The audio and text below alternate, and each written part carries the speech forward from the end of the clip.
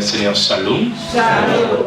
Bon après-midi, bonsoir. Bonne nuit, je ne sais pas qu'est-ce qu'on va dire. Il est 20h, il fait encore jour. Chez nous, il y en a qui dorment déjà hein, à 20h. Tellement qu'il n'y a pas d'électricité.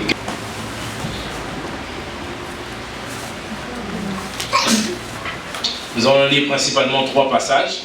Le passage qui fait l'objet de notre séminaire, qui se trouve dans Josué chapitre 1er.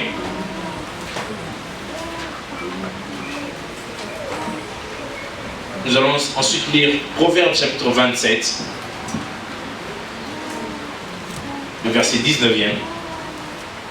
Proverbes 27, verset 19e. Ensuite, nous lirons Philippiens chapitre 4, verset 8. Je reprends lentement. Josué chapitre 1er, j'ai compté à partir du verset 1er jusqu'au verset, on peut lire jusqu'à 10e. Proverbes chapitre 27, verset 19. Philippiens chapitre 4, verset 8. Je mets que 3 personnes nous lisent dans l'assemblée.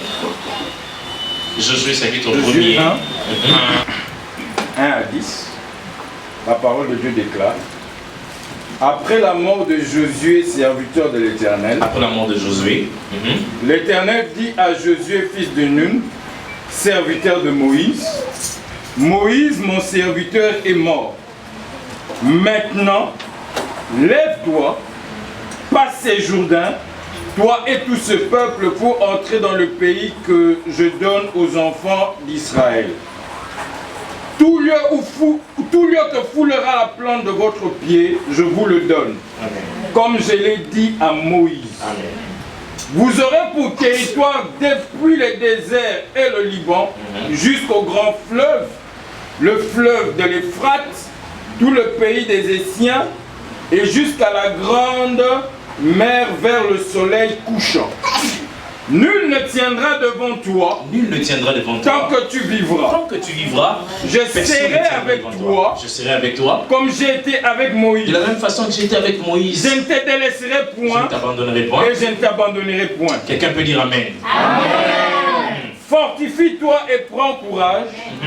Car c'est toi qui mettras ces peuples en possession du pays. Ce n'est pas une autre personne, mais c'est toi qui mettras le pays en possession du pays que j'ai juré à leur père de leur donner.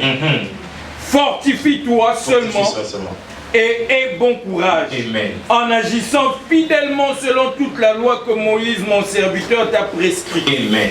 Ne t'en détourne ni à droite ni à gauche, afin de réussir dans tout ce que tu entreprendras. Que ces livres de la loi ne s'éloignent point de ta bouche. Médite-les jour et nuit pour agir fidèlement selon tout ce qui est écrit.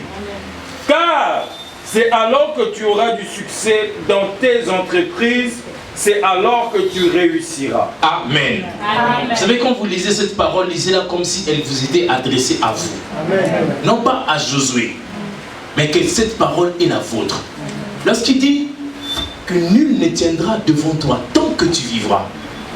Que ce n'est pas pour ton voisin. Ne considère plus Josué. Josué est mort. Josué a accompli son travail. Josué a accompli sa mission. Mais maintenant, c'est à toi et à moi que cette parole de l'Écriture est adressée. Amen. Il dit, nul ne tiendra devant toi tant que tu vivras. Tout ce que tu demandes de faire, fortifie-toi seulement et prends courage. Amen. Alléluia. Amen. Proverbes chapitre 27, verset 19.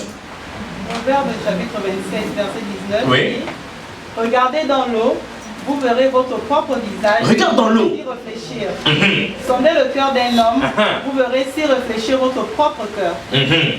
Si tu regardes dans l'eau, aujourd'hui on voit les miroirs, mais si tu regardes dans l'eau, tu vois ton propre visage.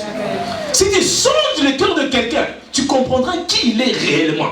Amen. Alléluia. Amen. Si tu sens, si tu comprends, c'est que le cœur de quelqu'un est en train de parler, c'est que son cœur est en train de dire, tu comprendras toute sa personnalité. C'est même là où vient la psychologie. Ils comprennent les pensées des gens, ils savent qui est cette personne en réalité. Philippiens chapitre 4, verset 8. Mais on lui dit que c'est toi qui dois prendre la place de Moïse. Waouh! Hey. Moi qui suis-je? Moi que ferais-je? Il y a un homme aussi qui a dit comme ça. On lui a dit, c'est toi qui vas faire sortir Israël qui va faire sortir Israël de la main des Mananélites. Il dit, moi je suis le plus petit de la maison de mon père. Je parle de Gédéon. Vous savez, quand vous devez succéder à quelqu'un qui a eu du succès, c'est toujours difficile. Difficile. Vous dites, waouh, ce qu'il a fait, est-ce que moi je peux le faire? Quand vous accédez à un nouveau poste de responsabilité, vous dites, ouais, Dieu, est-ce que moi je peux le faire? C'était le cas de Josué ici. Il devait accéder à un autre niveau de responsabilité, à un autre niveau de leadership. Que devait-il faire? Dieu le savait. Et je suis sûr que Josué se posait la question, Seigneur, comment je peux arriver? Seigneur, il priait, il priait, il priait. Et Dieu commence à lui parler. Il dit, fortifie-toi simplement et prends courage. Mais Dieu lui donne ici des principes qui sont importants. Nous sommes en train de parler du testament, c'est-à-dire que Moïse est mort, le testament de Dieu devait continuer à être exercé. Parce que Dieu avait dit que tout lieu où foulera la plante de vos pieds, je vous le donne en possession. Amen. Il fallait que cette parole de l'écriture-là s'accomplisse. Quelqu'un d'autre avait reçu cela, quelqu'un d'autre avait reçu cette révélation, quelqu'un d'autre avait reçu ce réma. Mais il fallait que quelqu'un l'accomplisse. Vous savez, tu peux recevoir une parole, mais c'est par une autre personne que la chose va s'accomplir. Amen. La foi, la Bible déclare que la foi est une ferme assurance des choses qu'on espère. Une démonstration de ce qu'on n'a pas vu. Amen.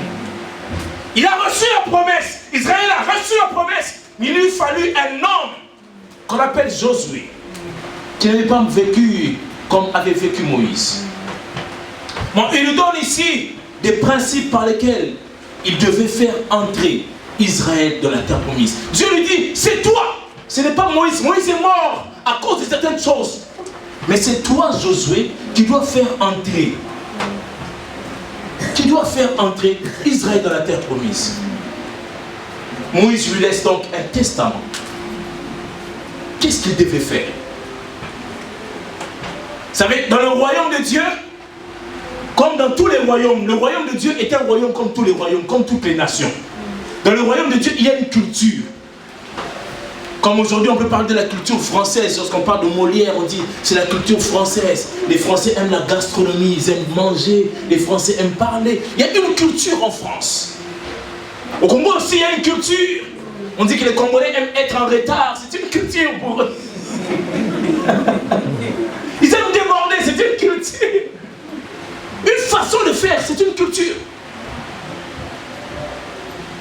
Mais la culture vient des croyances. Une culture est l'ensemble des croyances. Mais pas seulement des croyances, c'est l'ensemble des convictions qu'une nation, qu'un peuple a. Vous verrez dans certaines familles, il faut que quand papa parle, tout le monde se tait. Ce sont des convictions, on se dit, c'est comme ça la politesse. Ce sont des croyances. Mais au-delà des croyances, la culture aussi, c'est l'ensemble des pensées. Des pensées qu'on développe. Et cette année, moi j'ai décidé de commencer à parler de la mentalité. La fin dernière, nous avons vu les 3 sortes de mentalités qui ne nous permettent pas d'entrer dans le royaume, qui ne nous permettent pas de pouvoir avoir les promesses de Dieu. Les mentalités. Les mentalités sont des pensées, ce sont des convictions. Vous savez, même si je dors, comment on me réveille, on me dit, est-ce que Dieu est Père, Fils et Saint-Esprit? Je dirais oui, je crois en la Trinité. Amen. C'est une conviction qui est née en moi. C'est une croyance fondamentale. On parle de doctrine. Est-ce que tu crois que tu es sauvé? Même si on veut me couper la tête, je dirais oui, je crois que le sang de Jésus m'a lavé et m'a racheté. Je crois que l'œuvre de Jésus est parfaite. Je n'ai pas besoin de Bouddha, je n'ai pas besoin de Krishna, je n'ai pas besoin de Mahomet. Je crois que Jésus a tout accompli à la croix. C'est devenu pour moi une conviction. Je le crois fermement. Je suis prêt à donner ma vie pour cela. Le royaume de Dieu est donc formé de convictions. Le royaume de Dieu est formé de mentalité. Il y a une mentalité, une certaine façon de voir les choses, de faire les choses. Quand vous allez chez les musulmans, il y a une mentalité qui règne chez eux. Ils sont prêts à mourir. Ils sont prêts à faire la djihad pour leur Coran. C'est une mentalité qu'ils développent. Aujourd'hui, je vais parler de la mentalité qui est dans le royaume de Dieu. Quel genre de mentalité? Il y a plusieurs mentalités dans le royaume de Dieu. Plusieurs façons de faire, de voir les choses. plusieurs conceptions, plusieurs pensées qui soutiennent le royaume de Dieu. Dans le royaume de Dieu, c'est Dieu qui est roi. Il y a une mentalité. Et ce soir, je vais parler de la mentalité des gagnants. Dites avec moi la mentalité des gagnants. La mentalité des gagnants. La fois dernière, nous avons vu la mentalité du chien. Nous avons vu la mentalité de la souris. Nous avons vu la mentalité du porc. Il aurait fallu que je continue avec la mentalité du perroquet. Mais je n'ai pas le temps de continuer avec ces mentalités-là. Aujourd'hui, nous voulons voir la mentalité des gagnants. Comment est-ce que les gagnants pensent? Qu'est-ce qui fait la différence entre un homme qui perd et un homme qui gagne? Parce qu'il est écrit, nul ne tiendra devant toi tant que tu vivras. C'est une façon de se comporter. Et vous savez, quand un gagnant entre quelque part, même s'il ne dit rien, mais sa présence simplement inspire la victoire. Amen. Je n'ai pas entendu ton amen. Amen. Le premier gagnant dont nous allons parler, c'est Jésus lui-même. La Bible déclare, lorsqu'il était au ciel, il a dit, Dieu, tu n'as voulu ni sacrifice, ni holocauste, mais tu m'as envoyé. Donc quand Jésus venait sur la terre, il ne venait pas pour blaguer, il savait que je viens en combat contre le diable. Mais dans ce combat-là, je serai vainqueur. Amen. Jésus n'est pas venu simplement pour s'amuser, mais Jésus, lorsqu'il est venu sur la terre, il est venu avec une mentalité, avec une conception, avec des pensées de victoire. Amen. Et c'est cette pensée, cette philosophie de victoire que je vais nous communiquer. C'est quoi la mentalité des gagnants? Pourquoi je parle de mentalité? Parce que votre mentalité détermine le niveau de votre élévation. Amen. Si vous croyez négativement à des choses, la négativité va vous accompagner. Amen. La Bible déclare, telles sont ses pensées, tel il est. Amen. Il est tel que sont les pensées de son cœur. Oh, amen. Amen. Les hommes du monde disent, dis-moi qui tu es.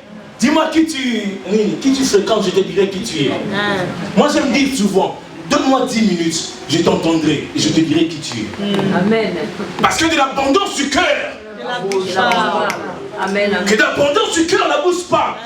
Si tu me donnes seulement 10 minutes, je t'écoute pendant 10 minutes, je te dirai tu es comme ça, tu es comme ça. Voilà les besoins que tu as dans ta vie spirituelle. Cette mentalité-là, cette façon de voir les choses. Ce soir, je vais parler de la mentalité, de la façon dont les gagnants voient les choses.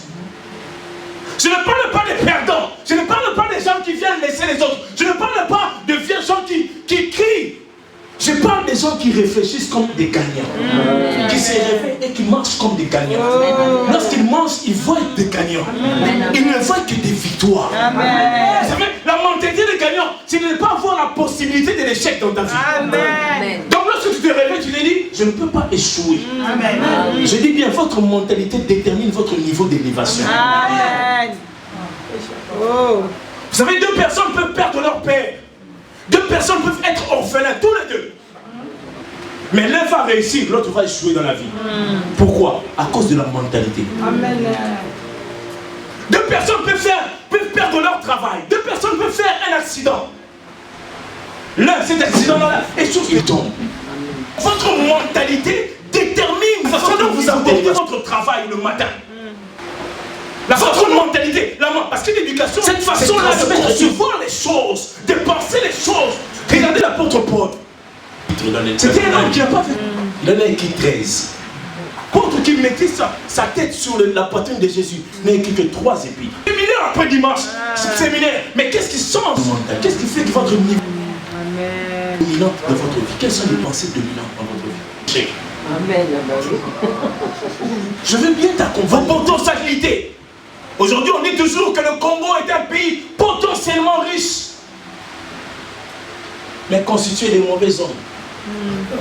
Ah oui. Je suis allé dans un pays comme l'île Maurice, qui fait à peine 60 km sur 40.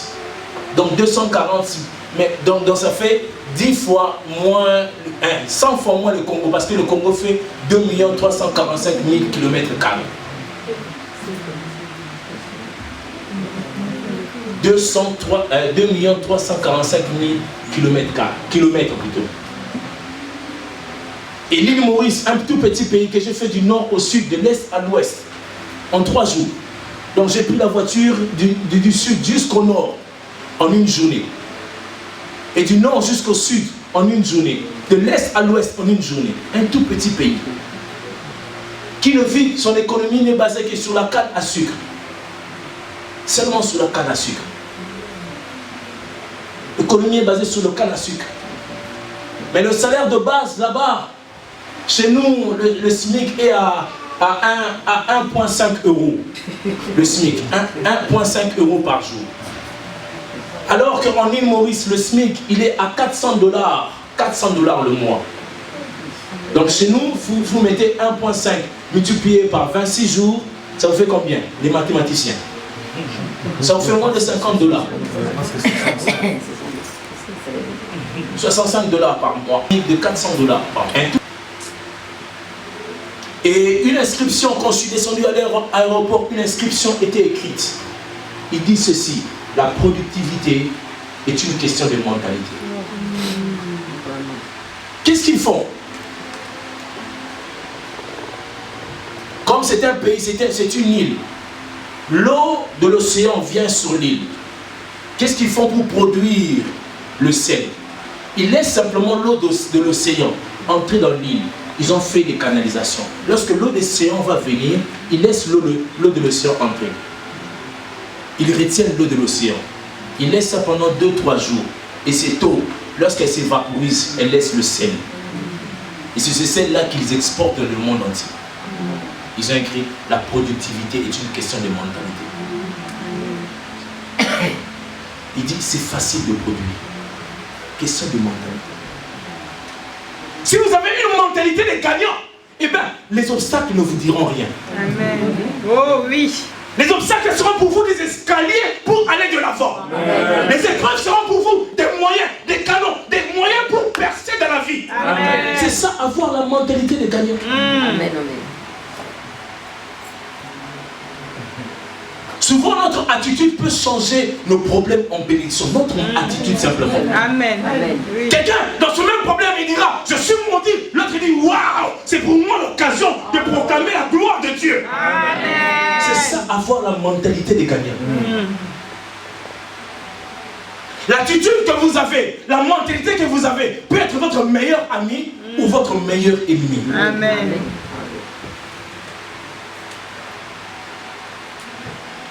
Vous savez pourquoi Dieu, lorsque Dieu a appelé Abraham à l'âge de 75 ans, plutôt quand il a fait la promesse qu'il serait père d'une multitude de nations, Abraham avait 75 ans.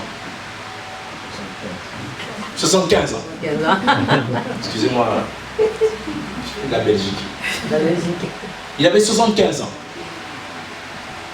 Jusqu'à 90 ans, en 90 ans, la promesse ne s'est toujours pas accomplie.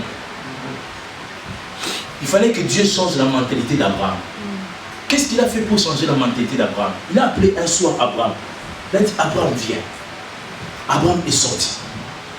Il a dit: Abraham, commence à compter les étoiles. Lève les yeux, commence à compter les étoiles. Je vous rappelle que l'histoire se passe au Moyen-Orient. C'est le lieu où, en géographie, on dit que c'est le lieu où on voit le plus d'étoiles dans le monde. Il a commencé à compter les étoiles. 1, 2, 3, 4, 5. Quand il est arrivé à 100, il s'est rendu compte qu'il avait déjà compté la même étoile. Il a encore recommencé. Je crois qu'il a pris toute la nuit pour compter les étoiles. Parce que les étoiles, d'après l'astrologie, c'est des milliards d'étoiles. L'astronomie, des milliards d'étoiles. Abraham n'a pas pu compter les étoiles. Lorsqu'il a fini, il a dit: ah, Dieu, je ne sais pas compter les étoiles. Alors il dit: de la même façon que tu ne sais pas compter les étoiles, de la même façon, telle sera ta postérité. Il voulait seulement changer ses pensées. Abraham se voyait comme le père d'Ismaël. Pour lui, sa pensée s'arrêtait là. Il se disait: je veux mourir, je suis vieux, je n'ai pas de désir, ma femme aussi est vieille. Mais Dieu a voulu changer sa mentalité. Comment il a fait? Il a fait sortir, il a demandé de compter les choses. Vous savez, Dieu se sert de nos épreuves pour changer notre conception de la vie. Amen. Amen. Dieu se sert de nos épreuves pour nous dire que rien n'est impossible à celui qui croit. Dieu se sert de nos épreuves pour dire que je suis Jéhovah Jireh, qu'importe, je pourvoirai à tes besoins. Dieu se sert de nos épreuves de maladie pour dire qu'importe importe ce que tu es en train de voir dans ton corps, je suis l'Éternel qui te guérit. Amen. Dieu se sert de nos infirmités pour nous démontrer qu'il est capable de tout faire. Amen. C'est ça, avoir la mentalité des gagnants. Amen. Amen. Je veux maintenant j'étais en train de parler de la mentalité. Maintenant, nous entrons dans les fétichiser. C'est quoi la mentalité des gagnants? Je veux maintenant donner la définition de la mentalité des gagnants. Comment est-ce qu'un gagnant pense? Comment est-ce que celui qui veut remporter la victoire considère les choses qui sont en train de l'arriver? Ce soir, je veux simplement définir la mentalité des gagnants, que nous puissions savoir si tu veux gagner, comment est-ce que doivent être tes pensées. Parce que nous avons lu que tout ce qui est bon, tout ce qui est aimable, tout ce qui est digne de confiance, tout ce qui peut faire l'objet d'acclamation, soit tout le temps l'objet de tes pensées, c'est-à-dire soit ta mentalité. Que ta mentalité soit constituée des choses qui soient bonnes, des choses qui soient... Je vous ai dit que l'homme est tel que sont les pensées de son cœur. Vous savez, tel que nous sommes là, même la façon de nous habiller démontre notre personnalité. Amen. Parce que vous avez pensé que pour être belle, je dois porter tel habit. Pour être propre, je dois porter tel habit. D'abord, ça a commencé par votre pensée. Et cette pensée s'est traduite par votre action. Donc, si nous ne changeons pas les pensées, nos actions ne changeront pas. Amen. C'est pour cela que Jésus ne s'est pas contenté de punir les actions. Regardez Jésus ce qu'il fait.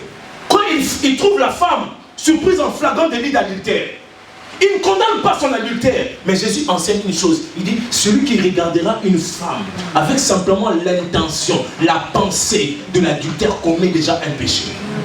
Donc Jésus va plus loin. Il ne condamne pas l'acte, il condamne ce qui est à l'origine de l'acte, c'est-à-dire la pensée. C'est pour cela que la Bible déclare qu'il juge les pensées des cœurs. Est-ce que vous avez déjà lu ça? La Bible déclare qu'il juge même les intentions. Les intentions qui sont dans le cœur, l'intention simplement de faire le mal à quelqu'un. Dieu juge et il punit déjà cela.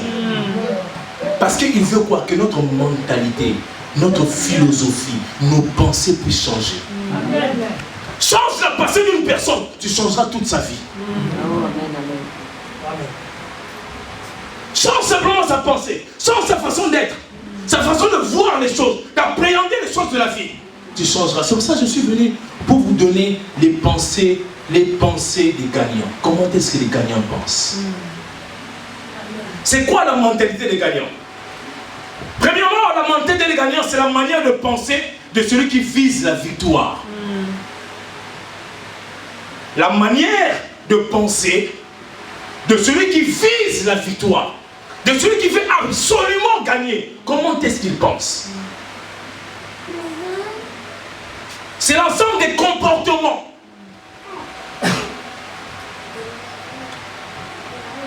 Ensemble des comportements qui visent l'excellence. Amen.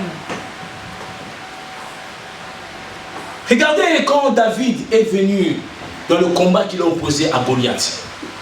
Les autres étaient là. La Bible déclare que Goliath sortait pendant 40 jours pour dire, si vous êtes l'armée de l'Éternel, envoyez quelqu'un contre moi, je veux le battre. Pendant 40 jours, personne n'osait battre Goliath.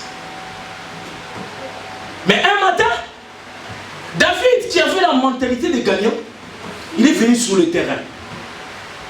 Lorsqu'il a entendu ces choses, la Bible déclare qu'il commençait à s'interroger. Waouh, qui est ce Philistin pour insulter la main de Dieu? Envoyez-moi, envoyez-moi, envoyez-moi. David ne regardait pas son âge. Il n'avait que 17 ans à l'époque.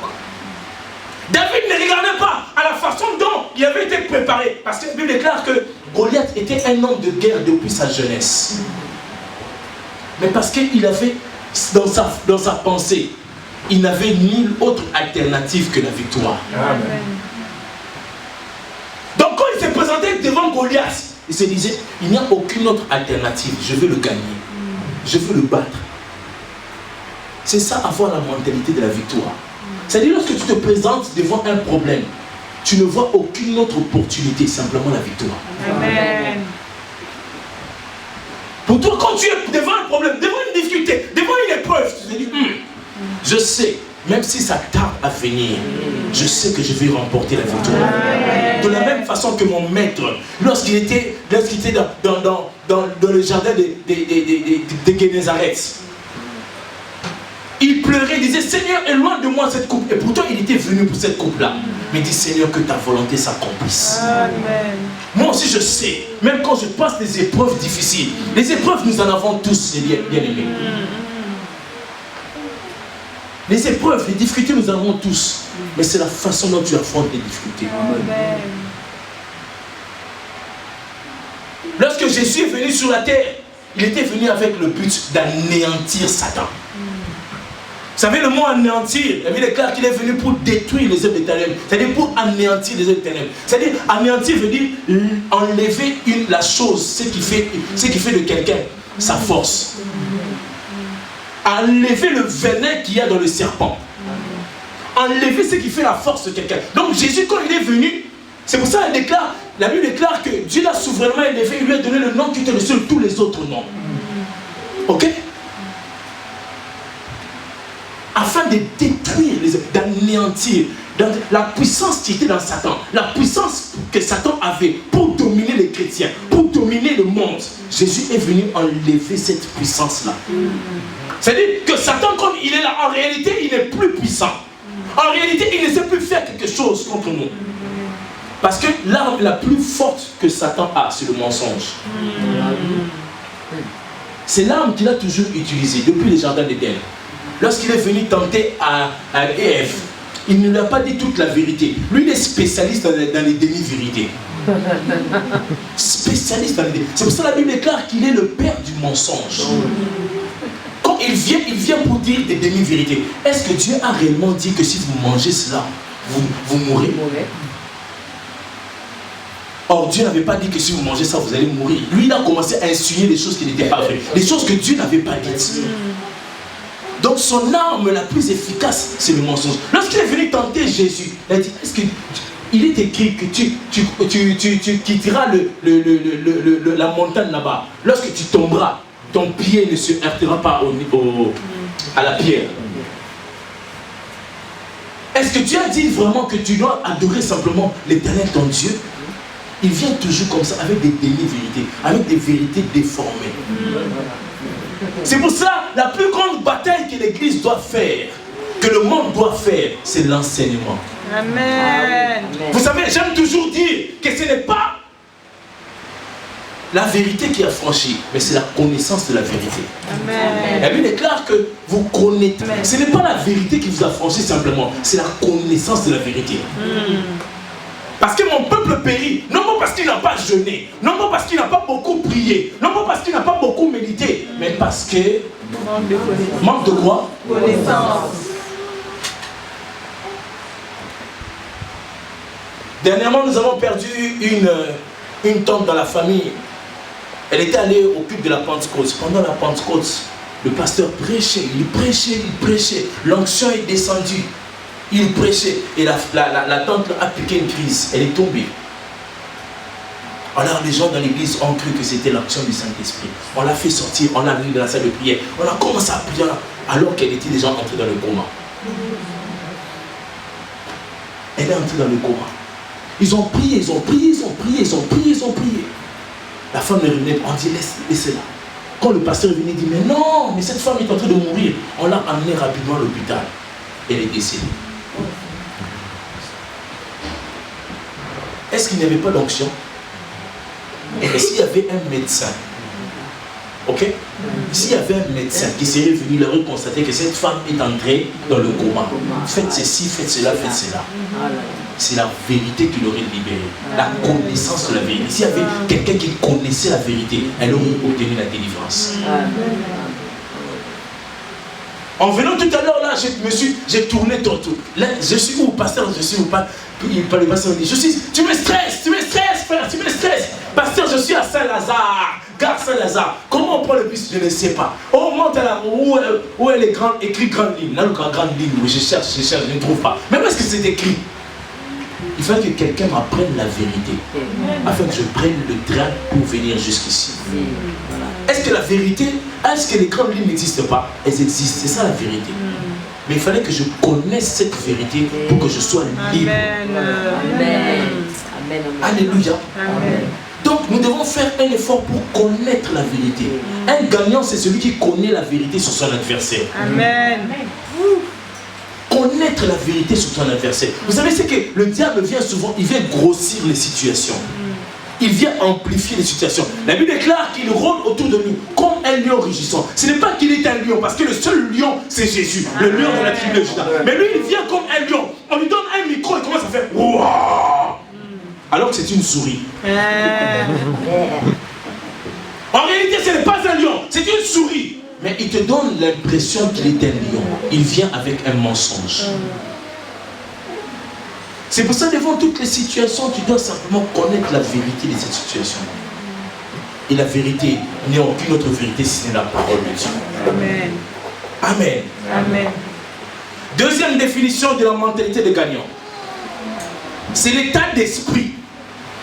C'est un état d'esprit de toute personne qui désire avancer, exceller et être le meilleur. C'est un état d'esprit d'une personne qui veut être le meilleur dans toutes les situations. Mais il veut être le meilleur, quels que soient les obstacles. Il veut toujours être le meilleur. Amen. Paul disait, moi donc, je cours non pas comme à l'aventure, je frappe non pas comme battant l'air. Je cours, l'apôtre Paul dit, je cours non pas comme à l'aventure. Il fait allusion à une course. Il dit que la vie est semblable à une course de vitesse. Il dit lorsqu'il court, il ne court pas comme à l'aventure. Il ne court pas comme battant l'air. Mais lorsqu'il court dans le but de remporter le prix. Amen. C'est ça la mentalité des gagnants. Toujours faire les choses pour que tu sois le meilleur. Ce n'est pas de la compétition.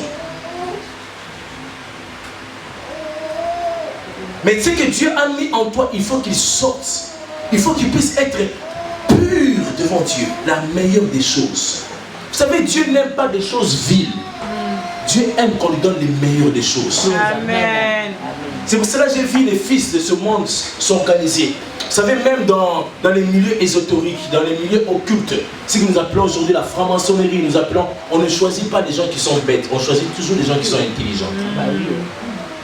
On choisit des gens intelligents. Il y a 6 ans, la mentalité des vainqueurs. Viser l'excellence. C'est viser l'excellence. Je ne suis pas venu pour que vous disiez trop d'amen. Je suis venu pour que la matière entre. Amen. Que la matière, qu'elle entre chez vous, qu'elle change votre façon de voir les choses.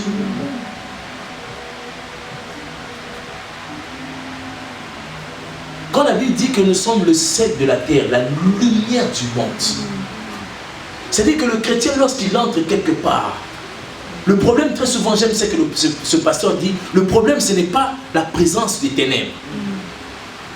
Le problème, c'est l'absence de lumière. Les ténèbres ont toujours été là. Les ténèbres seront toujours là. Mais quand la lumière vient, vous savez, quand vous entrez dans une pièce noire, une pièce où il y a les ténèbres, ce n'est pas le fait que tu commences à dire au nom de Jésus, ténèbres, pas, tu commences à... Non, allume simplement, paf. Les ténèbres elles-mêmes vont disparaître. Amen. C'est comme ça avec un enfant de Dieu. Parfois, tu n'as pas besoin de crier ton identité. Mais la mentalité des gagnants et des vainqueurs, la lumière qui est en toi brillera même dans les ténèbres. Amen. Est-ce que je me fais comprendre? Amen. Je parle d'une conception de la vie où tu es en train de viser l'excellence. Ne vise pas les petites choses. Les petites choses, j'en ai ras-le-bol de cela. Des petites choses où tu te contentes. Et ça c'est la caractéristique, excusez-moi, c'est la caractéristique des Africains. C'est vraiment la caractéristique des Africains. Je ne sais pas si vous connaissez la théorie du crabe. Vous connaissez la théorie du crabe? Si vous prenez un panier, vous prenez un panier, vous mettez des crabes à l'intérieur. Vous allez, vous revenez après 10 ans, vous verrez ces crabes-là, aucune des crabes ne va sortir. Qu'est-ce qui se passe? Lorsque une crabe est là-bas, il commence à monter. Celle qui est en bas, la tire, il les retient. Ils reviennent, il la tire toujours. Et c'est comme ça que les Africains agissent. Lorsqu'ils voient quelqu'un monter, ah, pourquoi lui? Pourquoi lui doit-il aller de l'avant? Ils commencent à faire tout pour le faire rabaisser. La mentalité des crabes. Ça, c'est la caractéristique des Africains. J'allais dire des Congolais, mais je me retire. Les Africains sont tous comme ça. Allez en Angola, allez au Rwanda, allez au Cameroun. Nous sommes tous comme ça, tous les Bantous sont comme ça. La mentalité que nous tous nous devons rester dans la pauvreté. Non, pourquoi lui doit réussir? Nous tous devons être là. Pourquoi lui? Écoutez, vous savez, dans le leadership, lorsque votre leader est en train d'avancer, qu'est-ce que la Bible déclare?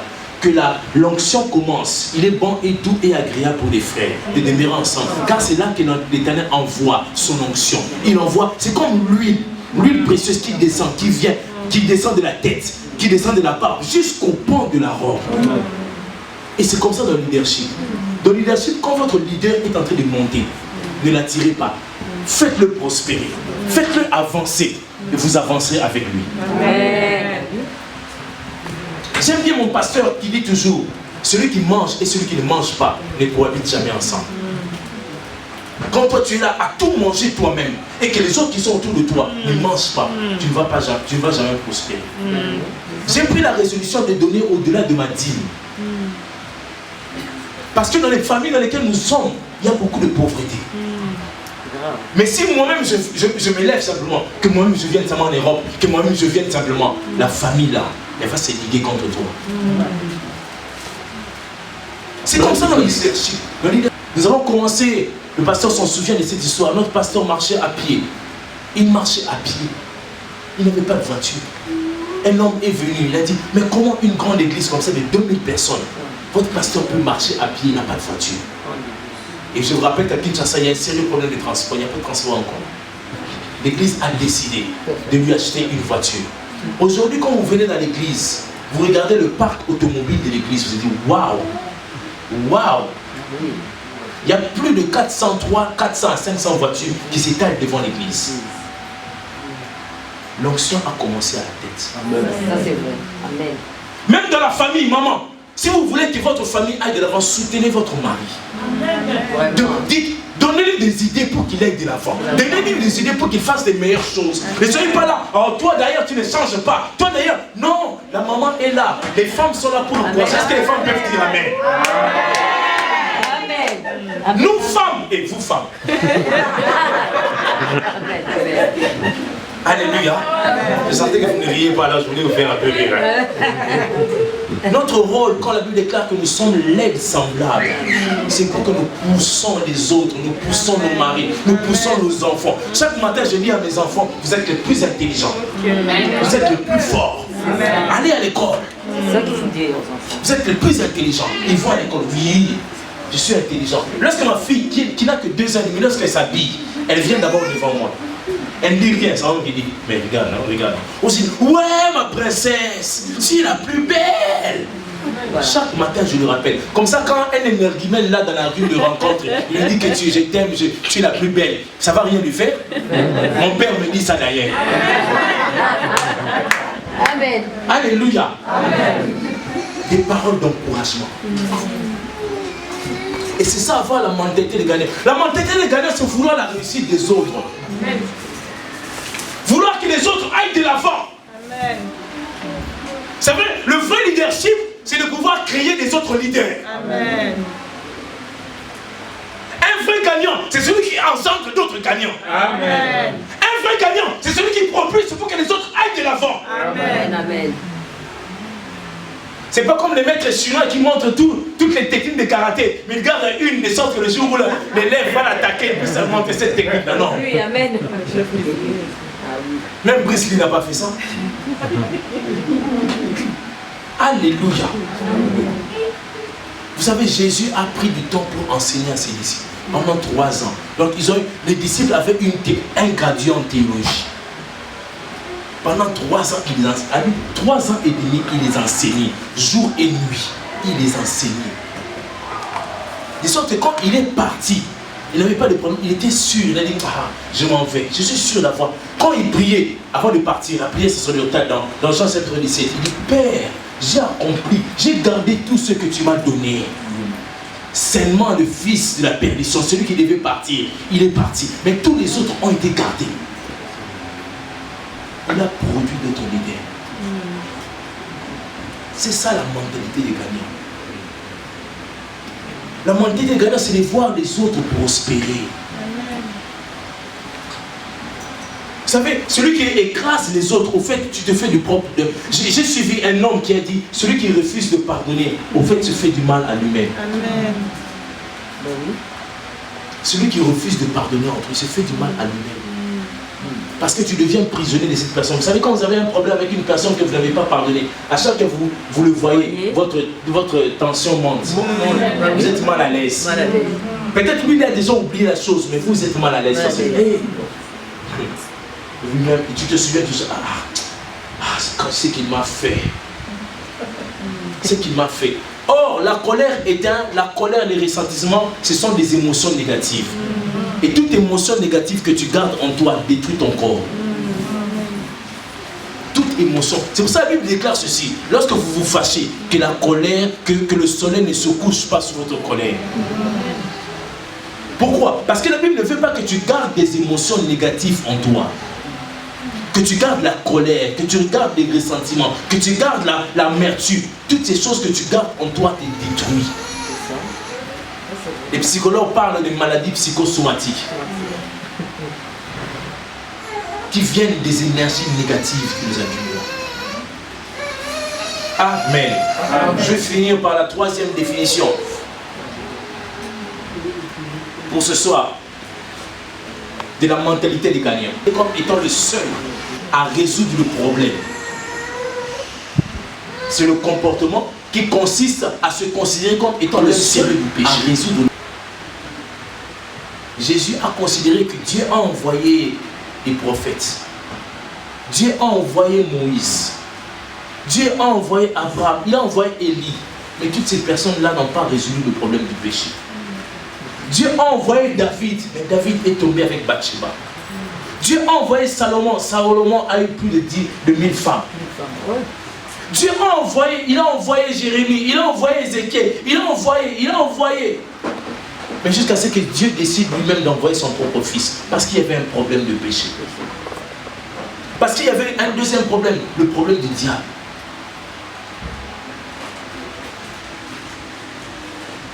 Donc Jésus, quand il est venu sur la terre, il est venu avec la conception que je suis le seul à pouvoir résoudre le problème du péché. C'est ça, avoir la mentalité des gagnants. C'est-à-dire que quand tu vois un problème, chaque fois que tu vois un problème, c'est-à-dire que Dieu te donne la capacité de le résoudre. Amen. À chaque fois que tu es devant, tu constates qu'il y a, vous savez, deux personnes. Vous avez lu l'histoire du bon samaritain. La première personne qui était un lévite, il est passé, il a vu qu'on l'avait tabassé, il est passé. Il s'est dit, ce problème ne me concerne pas. Je ne suis pas appelé à résoudre ce problème. La deuxième personne, un pharisien est passé. Il a regardé, il a dit, ah, certainement, Dieu l'a puni. Il a dit, c'est pas mon problème, c'est pas moi qui vais le résoudre.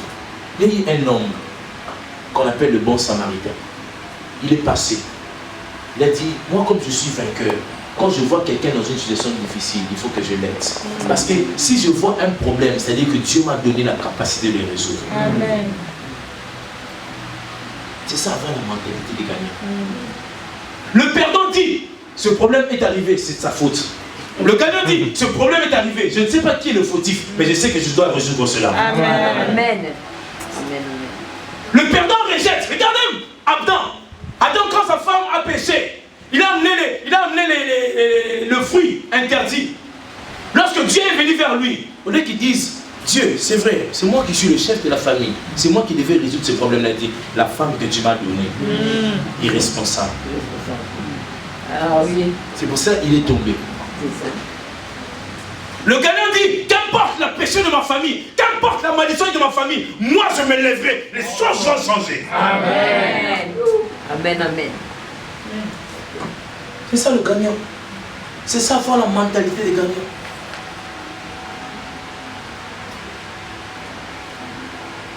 Cette mentalité consiste à développer sa capacité de répondre positivement à ce qui vous arrive, sans chercher des coupables. Amen. L'évangile que nous prêchons aujourd'hui, c'est que si nous sommes dans les difficultés, c'est parce que nos pères ont péché. Si nous sommes dans les problèmes, c'est parce qu'il y a des liens de famille. Si nous sommes de cela parce qu'il y avait un féticheur dans notre famille. Si nous sommes ceci, c'est vrai. C'est vrai. Mais Jésus est venu changer les choses. Amen. Qu'importe d'où tu viens, qu'importe où tu étais, quelle que soit la famille dans laquelle tu es, où tu étais, et bien il déclare que nous étions des oliviers sauvages. Mais Dieu nous a branchés dans l'olivier naturel. Amen. Il nous a changé la famille. Nous sommes de la descendance d'Abraham. Oh yes. Je ne suis plus de la descendance des bébés, des gens qui étaient ancrés dans l'occultisme, des gens qui étaient dans la polygamie. Je ne suis plus de cette descendance-là. Je suis de la descendance de Jésus, le saint homme, le dernier et le second Adam. Amen. Je suis dans une autre famille maintenant. D'ailleurs, mon nom a changé. Je ne suis plus un païen, mais je suis un saint homme. Amen. Quand Paul s'adresse à moi, il dit, au sein de la Trinité, je suis là. Amen. Au sein qui habite Mongafula, je suis là. Amen. Au sein de Paris, est-ce que vous êtes là? Amen. Nous avons changé d'identité. Nous avons changé de famille. Nous sommes passés des ténèbres dans son admirable lumière. Oh yes. Nous sommes passés de la malédiction à la bénédiction d'Abraham. Amen. Amen. Dieu a changé nos vies. Cet évangile de la malédiction, cet évangile des liens familiaux, oui, c'est vrai, nous devons en prendre conscience. Nous devons prendre conscience aussi de l'œuvre accomplie à la croix du Calvaire. Amen. Qu'a-t-il fait pour toi? Si tu ne changes pas cette façon de voir les choses, rien ne changera dans ta vie. Amen. Oh yes. Amen. Amen. Amen. Amen. Nous voulons que les choses changent. J'aime cet homme qui dit, ça suffit, il faut que ça change. Vous savez, tant que vous n'avez pas encore pris conscience que la situation dans laquelle vous êtes n'est pas normale, rien ne changera. Le jour où vous direz non, ce n'est pas normal ce que je suis en train de vivre, je ne dois pas vivre comme cela, les choses vont commencer à changer. Amen. Mais tant que ce que vous êtes en train de vivre, vous trouvez ça, tant que ce que vous êtes en train de vivre, vous trouvez ça normal, ça ne changera pas. Amen. Si tu trouves ça normal, ça ne changera pas. Mais le jour où tu diras non, ce n'est pas normal ce que nous sommes en train de vivre. Ce n'est pas normal la façon dont nous sommes en train de vivre. Les choses vont changer. Amen. Amen. Voilà, en quelques temps, je vous ai pris beaucoup de temps, vous devez m'en excuser. Je voulais vous donner la définition des mentalités des gagnants. Comment est-ce que les gagnants pensent? Demain maintenant, nous allons voir les attitudes de gagnants. Comment est-ce que le gagnant se comporte? Quelles sont les caractéristiques d'un gagnant? Aujourd'hui, nous avons vu la mentalité. Comment est-ce que la pensée, c'est dimanche, c'est pas demain, dimanche, oui. C'est bon, c'est demain. C'est après-demain. Comment est-ce que les gagnants pensent? Mais maintenant, nous allons voir l'attitude, comment développer cette attitude-là. Nous sommes nés dans un environnement de perdants. Nous sommes nés dans un environnement de malédiction. Nous sommes nés dans un environnement où on est en train de nous brimer. Mais comment est-ce que nous devons développer? Parce que la mentalité se développe. La mentalité se cultive. Il y a des choses que nous devons faire pour que notre mentalité des gagnants puisse grossir. Vous savez, plus vous gagnez des batailles, plus les batailles deviennent encore dures.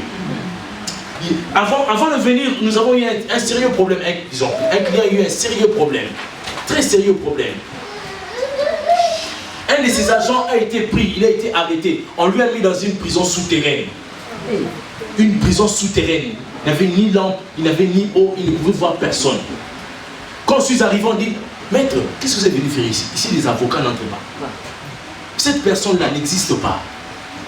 Donc quand vous entrez dans cette prison-là, vous êtes considéré comme étant éliminé. Ah oui? On l'obligeait pour se laver. Excusez-moi, il se lavait de l'eau, des chiottes. Hey. Donc les gens urinaient et on lui donnait cela pour qu'il se lave. Mais j'ai aimé l'attitude de cet homme. Il a dit, maître, vous savez, à chaque fois que vous êtes devant un problème, dites-vous qu'il y a une opportunité. Et pourtant, il est musulman. Ce problème-là, c'est une opportunité d'élévation pour vous. Amen.